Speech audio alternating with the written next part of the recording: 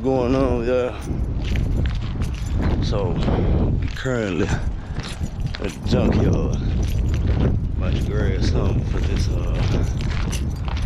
Jeep Liberty. It has some ignition switch issues, which I will show you here momentarily as soon as I find the right one. You know, you go to a pull apart of LKQ to hunt and search. There goes a Liberty right there. Hopefully this one ain't been stripped apart and I can get what I need off the first one. Let's find out. Walking up on a bad boy at 9. Oh, and it's got exactly what I need, I believe. Yes, sir. So look. Oh, I can use that too. So look, put y'all on something. That's the ignition switch, lock cylinder and key. But you got this rod that goes through it. And these little prongs on each side break off. And that's what makes it to where, you know, you can't, oh, excuse me, I got the hiccups. You can't turn it over. Like, you can turn the key forward, but it won't crank. I got one in my shop right now that's doing the same thing. So I'm gonna snatch this down real quick and then get back with you. Okay, so this is your ignition lock. Well, when you hit the brake, that's what keeps you from being able to put it in and out of here. This sits on the inside of it.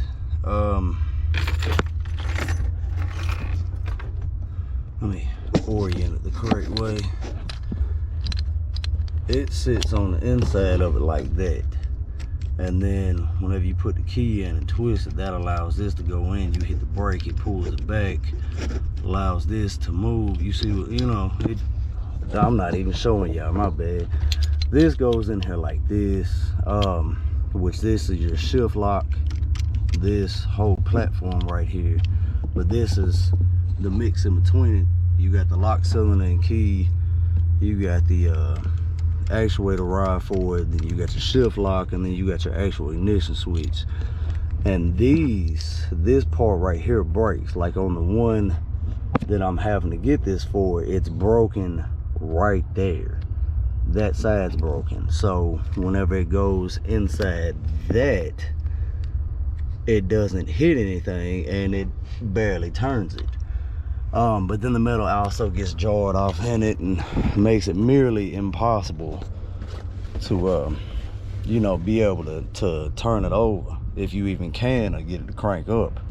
You put the key in and take the switch itself off and put a screwdriver in it. You can bust it off all day long, but, you know, that's easy theft. So I'm about to get up out of this hot junkyard and head back to the shop, and then I'll show you what's wrong with the old one, why I had to get this one, you know, getting it back together, how it works, all that, and then, you know, me cranking it up and then it leaving. So let me get out of here. I'll get back with you. So back at it with y'all. Kind of a flashback or recap. Customer called me. They put starter and battery and alternator and all this crazy stuff on the Jeep Liberty, which I don't understand why, but said it felt like you couldn't turn the ignition over. You could, but it just wouldn't crank her. So I got it, he got it towed out to the shop, and I stuck the key in it and it would turn all the way to accessory, and then when you went to go hit the run start position, it wouldn't do. It would barely even move. It wasn't enough to actually engage the ignition switch to, you know, send the signal to the starter for that, you know, for the starter to engage and start the vehicle up. So I, you know, okay, I looked on Identifix and saw complaints about the rod that goes back and forth, and all, okay, that's kind of what I was assuming, something, you know, locked up in the cylinder, the switch or something, and, you know, it needs to be ripped apart and addressed. So, and it does have tamper-proof, it has tamper-proof Torx. The pins that are in them, I always just knock them out. It's just that simple. Tamper-proof Torx, unless you're talking about a T30 or T40 or 50 or something. You know, it's, come on, you can get around that, like, be serious. So I just knocked the pin out of it and, you know, use a regular Torx bit. But as soon as I pulled just the ignition switch off of it, the actual electronic switch, you know, metal was just flying all over the place. So I instantly saw what it was, which is what I just went and grabbed from the junkyard. I mean, I was literally at the junkyard maybe 5 minutes, and that's walking to the car, walking back, checking out all that. I was there no time at all. It took 2 seconds to get it out. I mean, it's a fairly simple repair, but it is a common problem. I've run into this a few times before. At one time I ran into it had actually chipped off in little small pieces and actually seized up the ignition switch itself. It had it lodged, so it was just stuck on accessory. You couldn't turn it back, turn it forward, or none of that.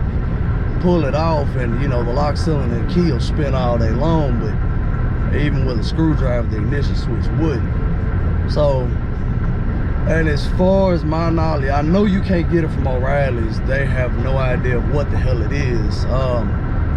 As far as my knowledge, you can't even get it from Dodge or Chrysler. So you gotta outsource it through a junkyard. It's an easy way to find it. I mean, there's been one of them at the junkyard. And then quite a few of them are interchangeable too, so you know, it's not a big deal. It takes a couple minutes to rip it all apart, you know, a couple minutes to put it back together, everything's satisfying. What I do recommend though, whenever assembling it, is add some white, you know, just a tiny bit of white lithium grease, and that'll keep any seizing, you know, inside where it goes into the ignition switch or the lock cylinder, or where it rotates, you know, on the column itself. You know, just put a tiny bit of white lithium grease, and you know, let it roll from there, because it's more than likely, you know, dirt and debris through years getting off in there and making it hard, and then you're turning back and forth.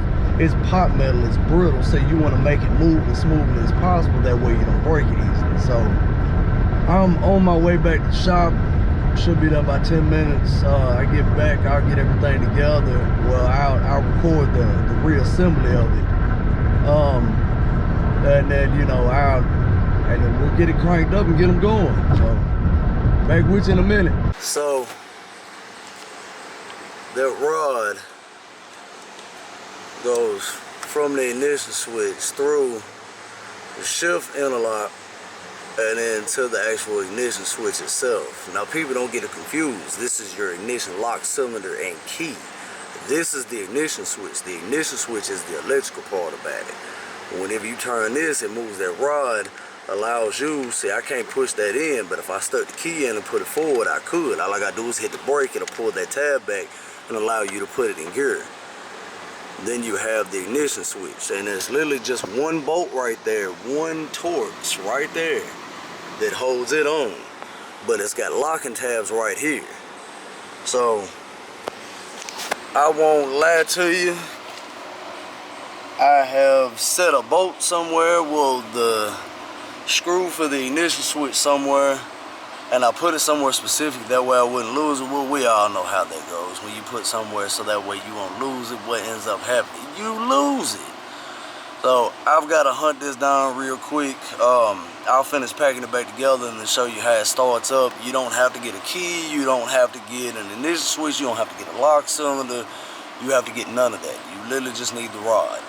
And there's quite a few times that's what it is. So let me hunt this down to find out what I did with it. I stuck it somewhere obvious, and it's probably being a snake and biting me right now as we speak, but give me a second, let me find it. I'll get everything slapped back together, and then I'll, you know, turn it back on when I'm getting ready to start it up.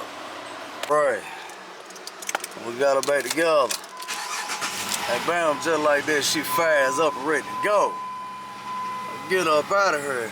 His dad's lit up like a Christmas tree, but that's on him.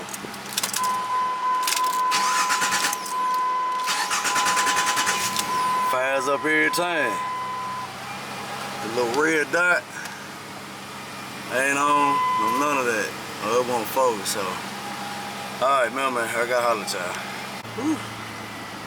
Yeah, that's a whole lot better now. Yeah. That's what a little red dot is for whenever that skim don't read the key. But this is what happened. You see how it's broke? Well, that's never gonna turn that switch, so he's ready to go. He's up out of here. My battery's about to die. That's the end of that one. I'll get with y'all with the next one.